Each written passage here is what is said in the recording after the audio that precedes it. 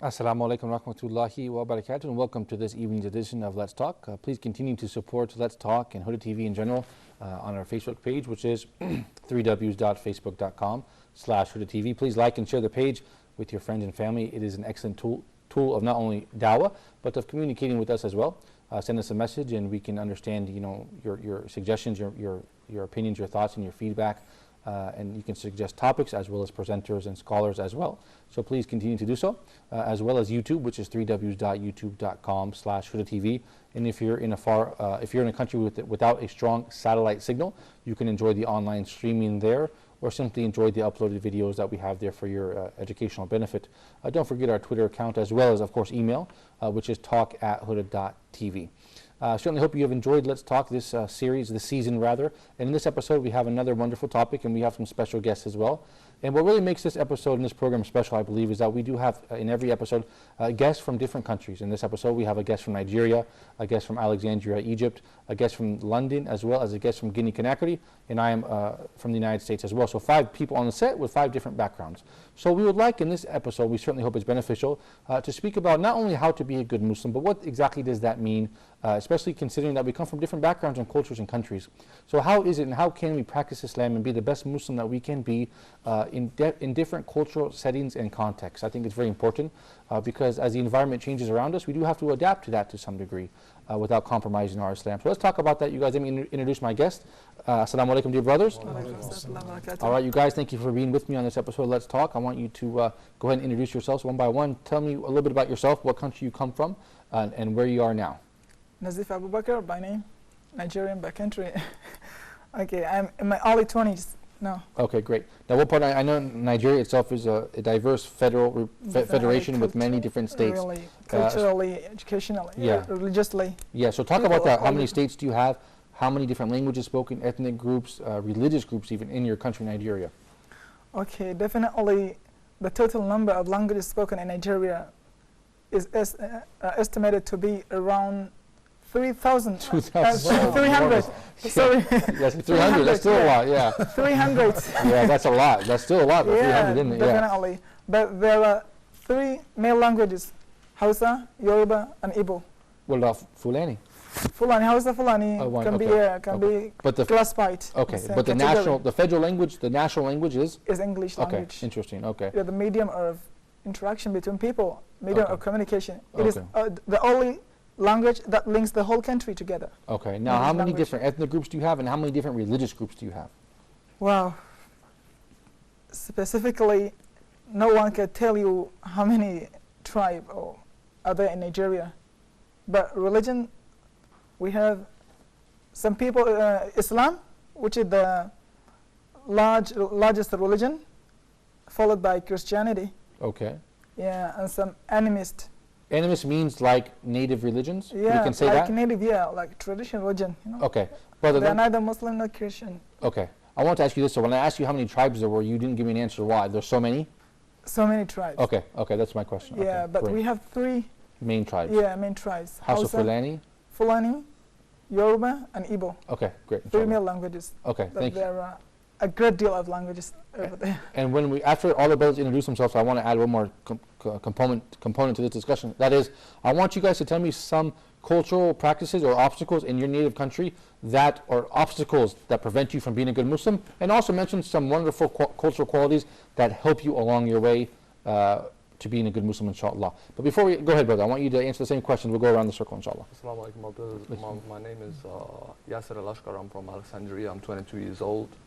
I'm doing a Bachelor of Commerce from Alexandria University. Great. In the 3rd year right now. Are you going to take any courses with you next year, or are you passing all your classes? Of course. No, I'm just passing, but maybe like after I'm done with my Bachelor, I'll go for some courses, because you can't just live right now without any courses. So I was in India, by the way. Okay, let's talk about that. Go ahead. I stayed there for 2 years, and I left there from Kuwait when I was 17 years old. So when I went to India, it was like a different place, different community, different culture, different place, a variety of various religions. Matter of fact, you got Hindu, Christians, Muslims, and of course the main one is our Muslims and Hindu and Christian. Okay. So basically, in New Delhi, in the capital, in the two largest cities in whole India, which is Mumbai, which it was actually Bombay, but they changed the name in America because every time an Indian calls American, it's like a Bombay, so bomb. So there's a bomb. So they changed it to Mumbai. Yeah. So to avoid the machine. Well, go ahead. I'm sorry. Go ahead. So there are almost like 3,000 languages there. Dude, that's amazing. 3,000, yeah, it's amazing. I mean, it's wonderful because you get an Indian. I had an Indian friend, and I was like, hey, what is this guy saying? And he said, I don't know. I said, you kidding me? You're Indian too? It was like, he's from another place. I don't know his language. That's good. Wow. Yeah, so, but the main thing is Hindi language. And in the capital, it's like a combination between Hindi and Urdu. Urdu, which is the language of Pakistan. Right. It's kind of similar to Persian and Arabic, written in the same letters. Okay. So you get a variety of various Okay, great. everything. And I want you, after we finish going on the circle, when I come back to you, brother, I want you to mention the unity that you experienced in the main mosque there called Jama Well, Islami. thing is, when I experienced a weird thing in India, it wasn't the same thing in Kuwait when I left Kuwait, because in India there were some places, some parts in India I couldn't even hear azan. Oh, You really? feel me? So it wasn't comforting. You felt that something is missing. Subhanallah. Subhanallah. I was like, I wanted to just to hear it. You know, Yeah, Allahu I wanted to Akbar, hear it. yeah. So. Interesting. And there are other parts in India where you get communities of just Muslims. So you have mosques and you know, Halal meat all the and Islam, all. exactly. I had a trouble in India with halal meat, and actually one time I went to buy some cake. Right. So I took a bite, and that's when I felt that something is like tasting weird. So I asked the guy, hey, what do you put in, tell me the integrity of this cake. And he was like, okay, this, and then he mentioned alcohol. I was like, what? Oh, that's right, yeah. Okay. So, yeah, I want you to mention when you come back around, the obstacles that's a facing problem. Muslim. That's Yeah. you know, that's a problem. I didn't even know. So that's when I stopped using, like, buying cakes from there. And Right. same thing with the meat. You have to ask before using it. Hey, this is because most communities, you know, you have to eat halal meat. So Yeah, right, okay. that was a problem. That was a problem, Okay. but you get past okay. over it after some time, after you get used to it. Yeah, we'll come back around and Sure. talk about the challenges in India, inshallah. Sure. Brother Liz, I know you're from London. You've been on the program with me before. Thank you for being here. I want you to talk about some challenges facing Muslims in the UK, and also some obstacles and positive aspects that help you along your practice of Islam, and how can you, how the society enables you to be a good Muslim, inshallah, if you want it, and how there are some challenges facing Muslims there as well. But before you answer that, I forgot to mention, I want you to speak briefly about the diversity there, a little bit about your country. Give us a cultural background of London in particular. Yeah, London is a very extremely multicultural city. You have people from all over the world in London, from every continent, Okay. and you'll find everyone in London. Right. So in terms of understanding each other's culture, I believe that there are very little barriers. I mean, we all understand each other from a religious perspective, but also just from a cultural perspective, in terms of how we behave, how we speak, the foods that we eat, Right. what have you. So there's a lot of multiculturalism in London, and it makes it easier for me when I travel to other parts of the world to understand, the mindset or concepts that other religions or other nations have. Right. Because I'm used to differences, so I'm used to understanding a person before behaving with him in a certain way. Yeah. Whereas maybe in other countries where it's just dominated by one, Yes. sometimes they may not understand where I'm coming from, but Yes. maybe I understand where they're coming from. I like that. I prefer the multicultural environment because it builds tolerance and understanding, where Yeah. otherwise you feel a little bit narrow-minded. Yeah. But let me get back to you on the second question. We'll get that on the second time around. Brother, tell us a little bit about where you're from, and tell us a little bit about the country, the cultural background, the linguistic background, the ethnic groups. Give us a picture of your world that you come from. Okay. My name is Sulaiman Bari, and I'm from Guinea-Conakry, and I'm a student in Al-Azhar University in Cairo here. In my country, we have a lot of trip there too, but I don't know exactly how much. But it could be like minimum like 6 or 5. The one who are Tribes? Not, yeah, tribes. Oh, major tribes, which are Fulani, yeah. Hausa. Like no, we have the like Fulani, and the Soso, and the Maninka, and the Manda, and Toma, Okay. and Gersi. But like the national language, it's French, you know. It's actually French. Yeah, French. Like because in the capital, if you're gonna communicate with people who's like different with your language, you're gonna communicate with them by French. Okay, lingua franca, as they say. But brother, I want to ask you, what about ethnic group? I mean, excuse me, religious groups? Mm-hmm. It's all Muslims. Is it mostly Muslims? Is it Christians? Is it what is it? Yeah, like there's some ethnic there. Most of them are Christian. Most of them are Muslim. Most of them too.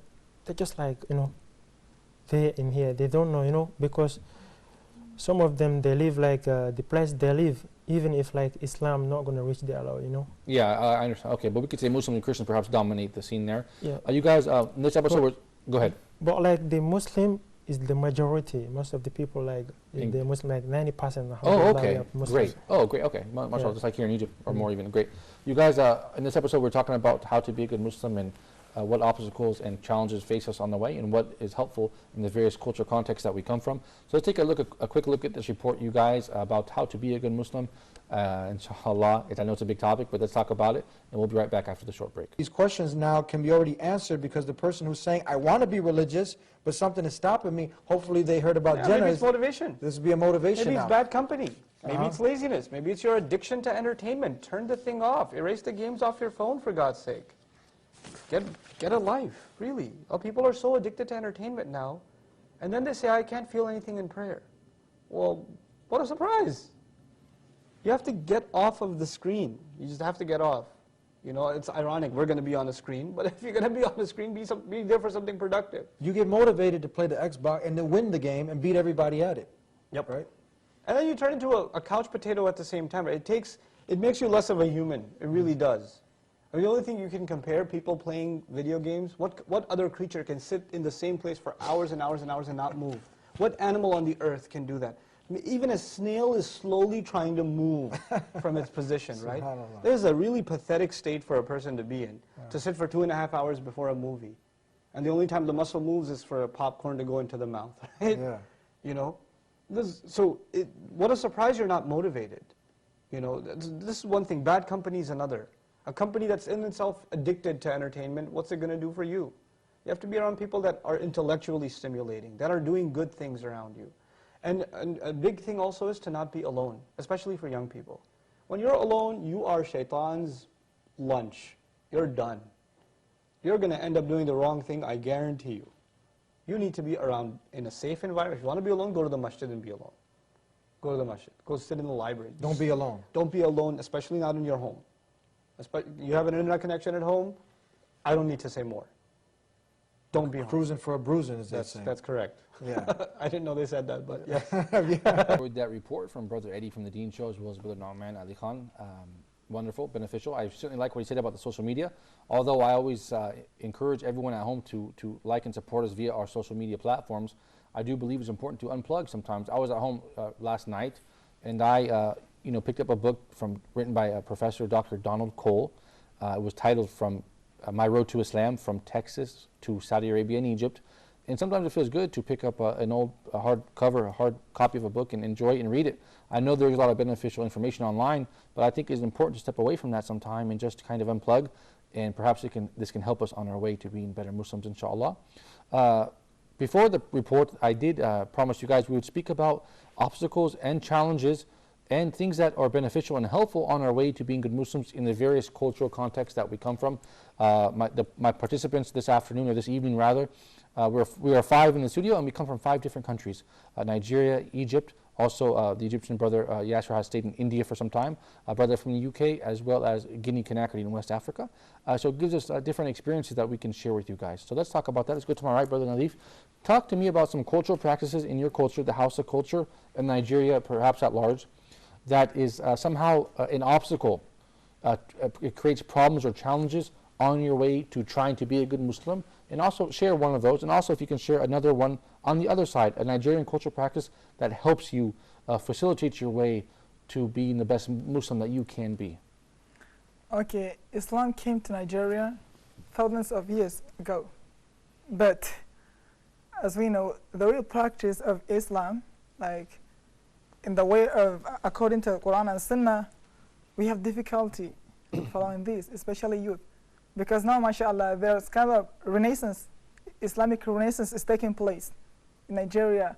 But all people, elderly people, they are used to following the old way, the old system of practicing religion, for example, traditional religion. Right. Just Brother, I'm sorry to interrupt you. We're going to take a short break, but I want to get back to this point because you said there's a renaissance of Islam in Nigeria, yeah. which is very interesting. Let's get back to this point. We're going to take a short break. You guys stay tuned for more Let's Talk. We will be right back. Inshallah. Welcome back to Let's Talk. If you're just tuning in, we're having an interesting discussion regarding how we can be the best Muslim that we can be in light of the cultural context that we do come from. On this set right now, we have 5 different people from 5 different countries.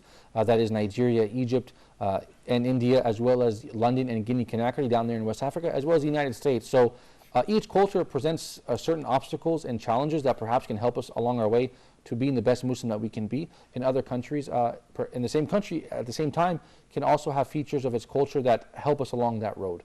So let's take a look at, let's get back to Brother Nazif, that you were talking about a renaissance of Islam in your country, as opposed to some of the traditional practices perhaps that weren't that great. So talk about that. As I was saying, definitely now changing is taking place. More than it was before in Nigeria. People, mashallah, there is a lot of awareness, religious awareness, especially from youth. Great. But all the people, because they are sticked to the old system of religion, which is traditional religion. For example, if you started practice religion, you grow a beard, you will face a great challenge from your family. Wow, your father didn't have a beard. Why you? Oh, So- I see. Yeah, I see. Something like that. Yeah. Or when you they call it when you go to a specific mosque and say, no, this is a new type of religious brought to you from Saudi. Oh, We have our old mosque, yes. which your even great-grandfather Yes. used to pray there. So go I and see. pray there. They will Okay. teach you this. Americans are supporting them. They are being funded by America. So definitely, Okay, so there's some challenges there. I see along really, your. a great challenge. But mashallah, if your parent just dialogue, solve everything. Yeah. Yeah, keep dialogue with the people, with your family. Inshallah, they will understand. Okay, brother. Now I want you. Thank you for sharing. I want you to give me one cultural practice in Nigeria that creates a problem for you, and one practice that that helps you. Like for example, you said having a beard becomes a problem. Really. Okay, so give me a cultural practice in Nigeria that's positive, that helps you along your way. Okay, especially Hausa, for example, shyness. You know, in Nigeria, for example, the prime example that I will give you, smoking is not taken lightly. You will not be given marriage. Oh, really If you great. smoke, That's yeah. great. Yeah, MashaAllah. wallahi. That's good. I like that so much. So if they find you a smoker in the house of culture, they don't like it. Definitely, you will bring a shame to the whole family. Subhanallah. And subhanallah, it is a great shame. Talk less of alcoholism, Wow. which is, wow. The whole environment, maybe they will keep you away from the environment. Okay, I recently saw on the news they destroyed like 200,000 beer bottles in Kano State or something. Really, in Kano State. Yeah, Yeah, great. this took place recently. Yeah, great. Yeah, Okay, the Baroque bottles, which exploded from, outside. outside. But so wonderful. I like what you said. So in the same culture, we have positives and negatives. So you have to kind of navigate your way through that. So thank you for Really. sharing that about Nigeria, about Kano State, where you come from, brother. I want you to speak about your native country, Egypt, or India, whichever you prefer, and name some things, a cultural practice that makes it difficult for you, and a cultural practice that makes it easier for you. Well, like I mentioned earlier, India was like perfect. But the thing is, for a newbie, for a new guy, for the first time to go there, you would have to find as a foreigner, as an Arab, as a Muslim Arab, you're going to a foreign country where you know nothing about, and you're at a young age, you know nothing about, absolutely nothing. So you have to go to these obstacles to learn from. Yeah. So that's what happened. That's what happened when the thing happened with me about the alcohol and cake, and I mentioned already that. So they put flavor on some food with wine and just for the flavor. We call it nakha, tam. Yeah, yeah. So that's what happened. Similar also to some kind of meats. Most Indians are, especially Hindu Indians, are vegetarian. They don't Right. go for meat. Okay. Why? Because they think that God created the animals just like He created you. So what gives you the right to to eat that? But I mean, it's a blessing that we have Islam, alhamdulillah. So Yeah. that's why, I mean, your body does need everything. Right. Does It needs need protein. meat Yeah. and veg, everything. Certainly. Everything does something to your body, to your mind, or to your soul, or whatever. So anyways, the thing is, the good thing about India, Yeah, what tell me the happened- positive thing, something That's that helps right. you. The positive thing about India is that the Muslim community there is united. Great. They're just one. You really truly feel that there are just one community. Whenever you need something, you know, a Muslim Indian, an Indian Muslim would do much better for you. You feel that I felt welcomed actually. They all will just welcome me, inviting me to numerous events. Marvelous. A friend, a doctor of mine. He's a friend, he's not my doctor. His profession is a doctor, Yeah. but he's a friend of mine. So he took me once to this building. Matter of fact, when I was young, my father was telling me a story about this one man, like years ago, maybe hundreds of years ago, and he went to a mosque, and he didn't find anyone praying in the mosque. So he went outside, and he found some people working in a building, you know, building the building. It's just, Right, you some know, workers. Yeah. So he called them, and he said, "Okay, come on to the mosque, and I'll give you some lectures, and I'll pay you money. I'll pay you just the same amount that you are Working thing, for. but all you're gonna do is just sit comfortable and just listen. And at the end of the day, you're gonna walk away." And that's what happened. And he started teaching them about Islam. He started MashaAllah. teaching them about Islam, and day and day, on and on, each day it kept going, just like this, until this man passed away. He died. So his students got impressed. They were so touched by this, what happened. So they continued doing what he did by spreading the same thing, you know, Yeah. trying to Yeah, make mashallah. people come for. So this story, my father said it, mentioned it to me when I was young. When I went to India, this friend of mine, the doctor one, the surgeon, he took me to this huge building. It's like a mosque, a big mosque, but each floor got their own nationality. Each floor got their own nationality. Like Yeah. you find Americans, Europeans, Chinese, Russians, Arabs, Asians, Australians, you know, whatever you can imagine, you find there like a community for each community, a floor for each. So we were sitting in Ramadan having iftar, and that's when the surgeon, he was sitting right next to me, and he told me, "Hey, do you see that man over there with the beard?" And I looked, and he was like, you know, a righteous man. You could feel that, like he's so, you know, you'd respect him without even knowing him. So I was like, "Yeah, I see." He said, and then he told me the story and said, "That's his grandson." Oh, subhanAllah. So I was just like crying, like a so Yeah, it was subhanAllah. amazing, you know, the spirituality in some places. Yeah. Thank you, brother. That's it.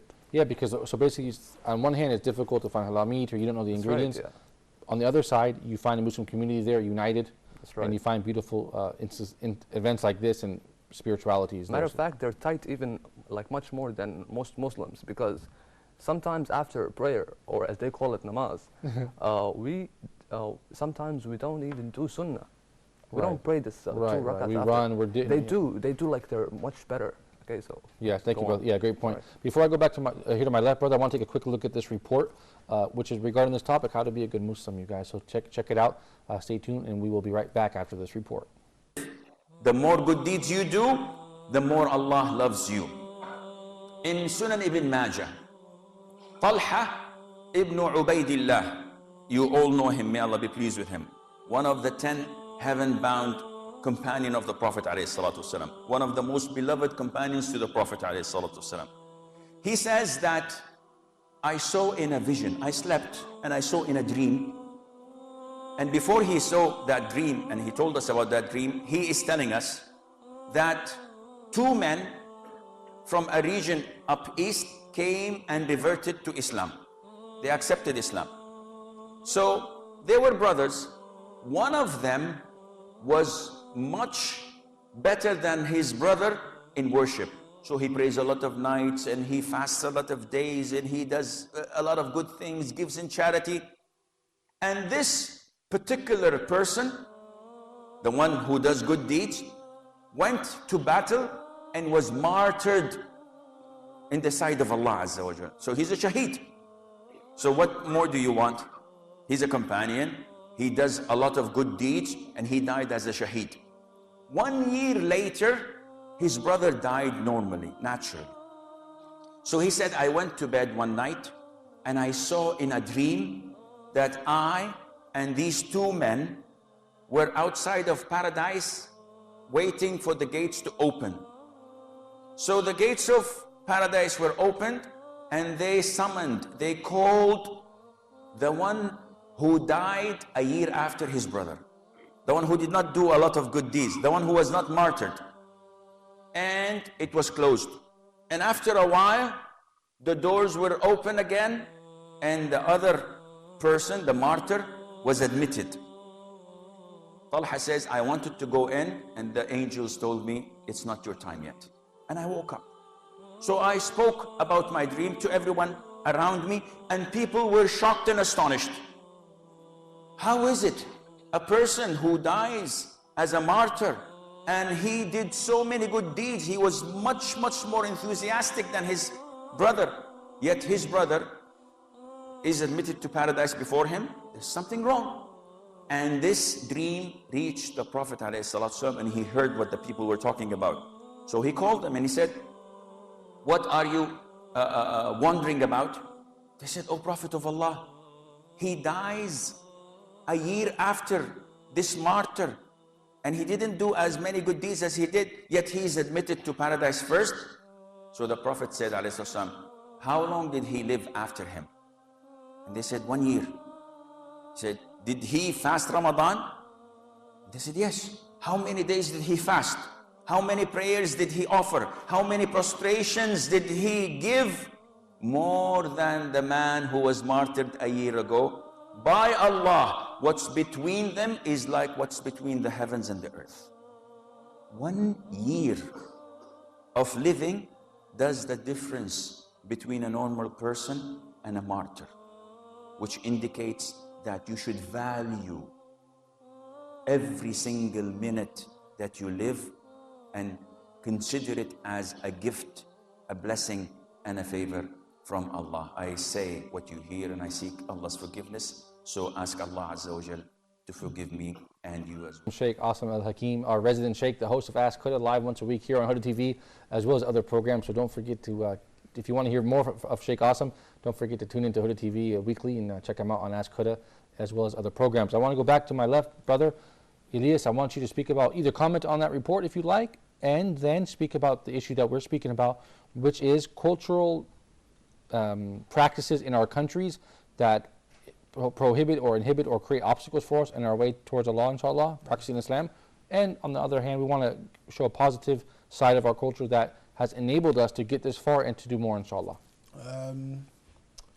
Inshallah, let's start with my culture and the good aspects. Okay. In London, as we said, is very multicultural, so you really see the blessing and the vastness of the Muslim Ummah. So there's Muslims from all over the world in London, most predominantly maybe from the Asian subcontinent, like Pakistan and Bangladesh, maybe in East London. You also have many people from Somalia. You have many Arabs in West London, like from Morocco. And in South London, you have many people who accept Islam. Born and raised in England, maybe as Christians or as atheists or what have you, and they actually accept Islam. In North London, you have many people from the Turkish community.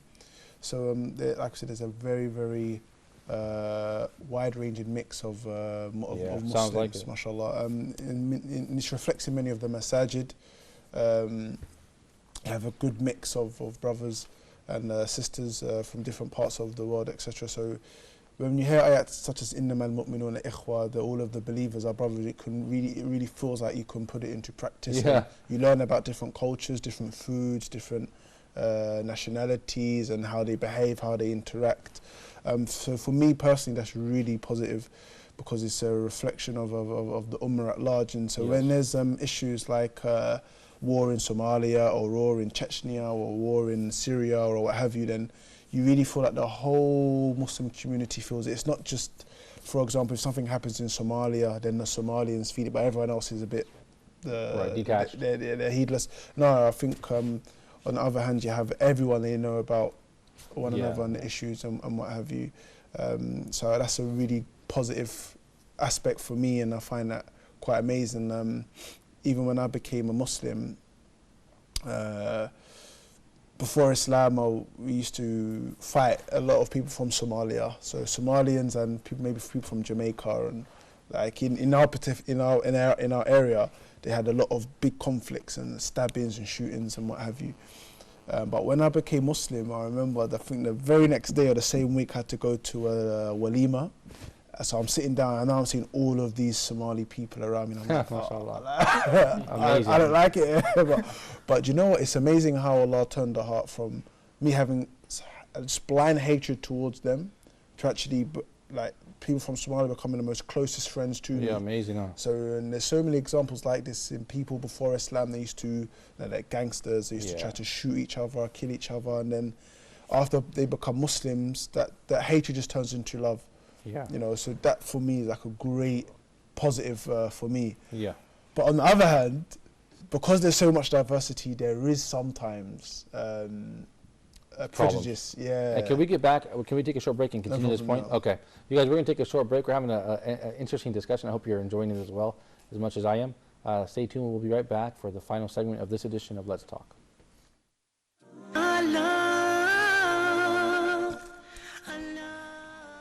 Welcome back to the third and final segment of this edition of Let's Talk. We're speaking about how to be a good Muslim. Of course, this is a very wide topic which needs a lot of explanation and needs people qualified with knowledge and scholars to speak about this in detail.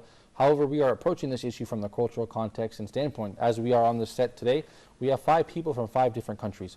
And I believe that our cultural environment has an effect on us. So I took this opportunity to ask each and every participant this evening, what are some cultural features in the country that you come from and the culture that you belong to that help you on your way to being the best Muslim you can be? On the other hand, what is another cultural feature that from the country or culture that you come from that creates an obstacle or a challenge for you on your way towards being the best Muslim that you can be? And we heard from Nigeria, from the House of Culture in Kano State. We heard from Egyptian brother Yasser, who lived in India for some time, and he spoke about the interesting diversity and dynamics in that massive country itself and the multi-ethnic culture that it is. And right now we're hearing from brother Elias from London, who spoke about the positive aspects of being in a truly multicultural Muslim community, which really highlights the diversity of Islam. However, before the break, before I interrupted him, he was going to speak about some of the drawbacks or problems that arise from such diversity. So let's talk about it, brother Elias. Please continue. Yeah, sometimes amongst some of the different nation groups, there is some prejudice. Maybe someone from one country doesn't like people from a particular country, and this really, sometimes it becomes apparent in the masajid. Like you may have a Somali masjid or a Bengali masjid, Pakistani masjid or West African masjid, and that divides into Nigeria and the Ivory Coast. Sometimes it can be a bit of a barrier as well. And for the people who were born and raised in London, the issue of intermarriage isn't a problem.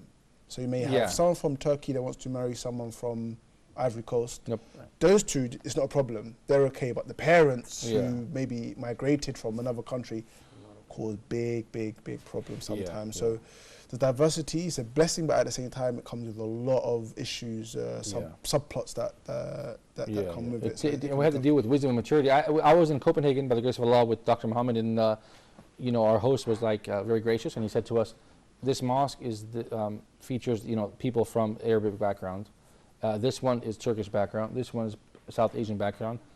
And I understand why that happens, cultural and language barriers, but at the same Somali background. But at the same time, you feel like this is becoming some sort of problem. We have multiple communities, not one community, and you know, it's a challenge. Go ahead, brother. Yeah, inshallah, you know.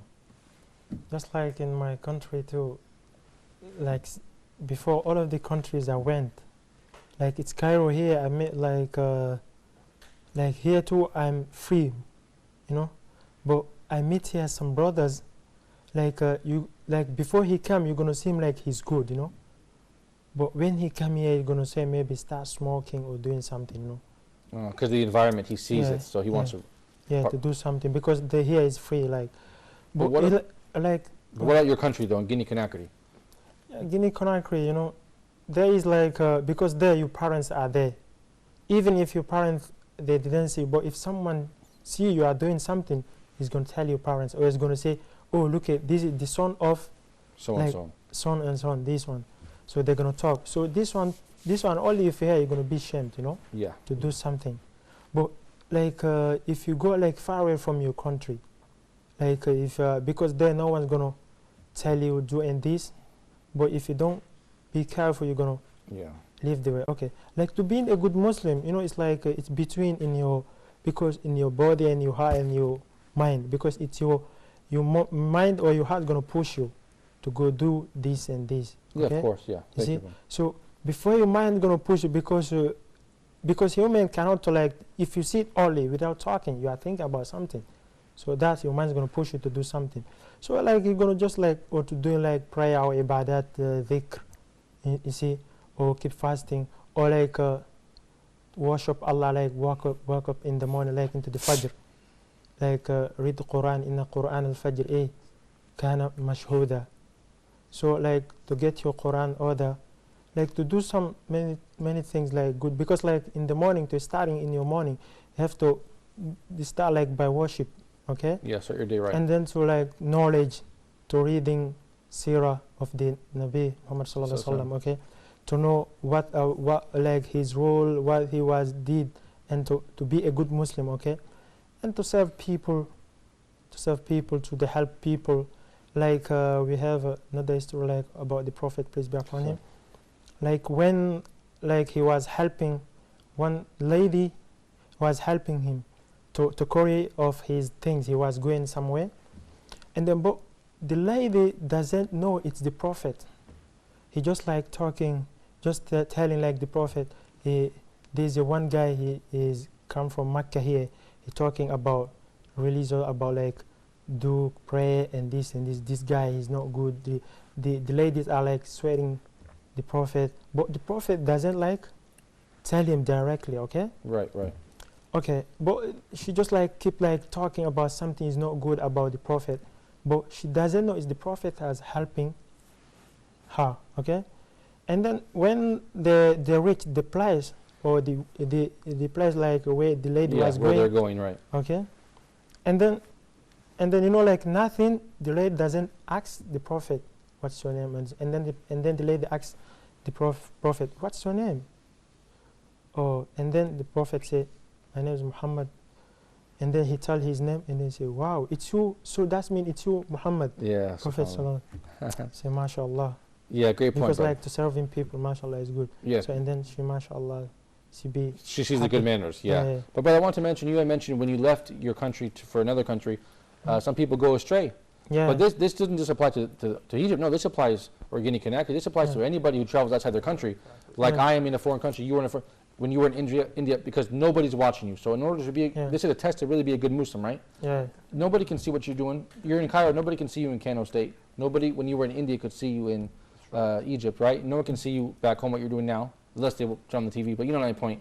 So I think it's important. This is also part of being a good Muslim. Nobody's watching over you except Allah, so you have to keep it. Go ahead. Just on that point, there's a famous story, I believe it's attributed to Imam Malik, rahimahullah, in which he was going to school with some other youngsters, and the parents, they started complaining, saying all of the teachers, they're favouring this boy. No, they're saying this boy is better than all of the other children. Why? And so the teacher said, okay, I'm going to show you why he's better than everyone else. And so the teacher, I think, gave them some sweets or something, or some money, and says, you have to put this in a place where no one can see this.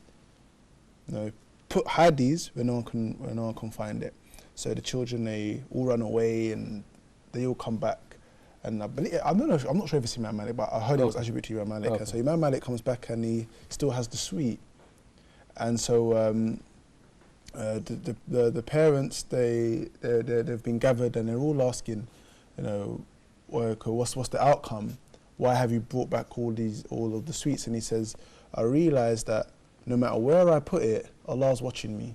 SubhanAllah, Yeah. Yeah. And so all of the parents said, okay, this is why Yeah, we understand Yeah, now. SubhanAllah. So it's an important point that no matter where we are throughout the world, if we just remember that Allah's watching us, then it shouldn't matter where we put, no matter what culture we're in, no matter what setting we're in, inshallah, we should always be try our best to be good Yeah, Muslims, yeah, inshallah. thank you, brother. And I don't really need to share my experience Actually- because Brother Ilyas basically said it for me because we come from similar backgrounds, so I don't need to repeat it. Go ahead. I believe that any Muslim who would leave, who would go to anywhere, he should represent his community. He should represent the Ummah of Islam, because whatever you do, you're a reflection of the rest of the rest of you. So whatever Yeah. you do, you have to be careful. Like represent your Ummah right. Be cautious. Like smile. Yeah. Greet people. Say assalamu alaikum. Make a like good behavior. Set an example for others. Make them like so eager to find out, Yeah. hey, why are you doing this? Be the reason why they become That's Muslim, right. not why they don't like Muslims. Encourage Yeah, them. So that's this is Yeah. a very, people should And this could be accomplished very easily just with some good manners. Mm. Yeah. You know, it's a great opportunity. I want to mention that we only have a couple minutes left. If we can just go back really quickly around one time. Sure. I feel like sometimes as a Muslim, if you put your religious beliefs, if you give them a higher value than the culture beliefs, whatever culture you come from, even if it's in a Muslim country, then it makes you loved by some and hated by others, or liked and disliked a little bit. I feel this. Do you feel the same way? Really. Well, tell me why. Okay, definitely. Wherever you go, you have to put Allah as the observer. Don't care about what other people say, whether for or against you. So, normally, when we are in a community, for example, in an Islamic community, we have a tendency of practicing Islam. But when we're out, it's a nature of a man, you know. Right. When right. you're out, to be dragged to definitely, when you're out, Yeah. some people are ashamed to. Everybody feels this at some point. Me too, I feel this definitely. But you have to know that Allah is watching you and you're doing it not for the sake of showing Yes. showing off. Thank you. Yeah. That's Just good. put Allah at the center of your eye. Don't care what other people say. Yeah, At that's the also end, you a will tested. emerge victorious. Yeah, go ahead, brother. Also get good company, because you're alone in a country you don't know no one in. Yeah, So yeah, you yeah, have to make friends, company of your own mindset. Good point. Yeah. Like get someone who's just like you, so you won't get dragged to what's wrong, to Yeah. shaitan. Yeah. That's like one man. He went to a young man. He went to a wise man in China to learn to test his wisdom. So he asked about him, and he was in a high mountain. So when he reached the top of the mountain where the wise man lives, he knocked the door, and no one answered for almost 1 hour. After 1 hour, a woman came out, and she was like, "He's not here, and he'll be back very soon. Just wait for it." And he waited for another 2 hours. So after 3 hours, the wise man finally came. The old wise man finally came. So he was like, he found out that the young man was so troubled and angry. Like, why? He didn't say anything, but you could understand of his like. So what happened is he said, the wise man said to the young man, "Would you like some tea?" So the young man was so surprised. I mean, I'm really pissed, and he's asking me, "Do I want some tea? Isn't he thinking straight? What's wrong with him?" So what happened is, he said, would you like some tea? And he asked him for the second time, and then for the third time, and then he said yes, the young man. So the wise man brought a cup of tea, and then he was Pouring. and then it flowed. Yeah. So it came out of the cup. Overflowing. So what happened is the young man was like, "Hey, stop! What are you doing?" And then he kept going. Okay, we've seen it in a Yeah. couple of places, but it was a different story. So this is the original one. Actually, they stole it from this one. What happened? Yeah. So what happened is that, so the wise man explained, when you came here, you thought that you're all cool and all great and all smart, and that you're so arrogant about everything, that you know everything, that you're a wise man when you're still young and you don't know nothing. Right. So your emotions are just like the cup. When it's full, you cannot have any more. So you have to empty them first, so you Right. can get the new one. So you should represent, don't let your emotions affect the way you deal with people, Right, right. whatever it is. Yeah, that's a great point. Yeah. It's a part of being Go on, please. a good Muslim, having good manners. Inshallah. That's right, yeah. Hey, you guys, thank you for your time. I certainly appreciate it. I hope this episode was beneficial for the viewers. You guys at home, thank you for watching Let's Talk. As I said, don't forget to support Huda TV, and don't forget to shoot me an email at talk@huda.tv. I hope this episode was interesting and beneficial for everyone, all the viewers at home. Until next time, inshallah, I leave you in the care of Allah. Assalamu alaikum wa rahmatullahi wa barakatuh.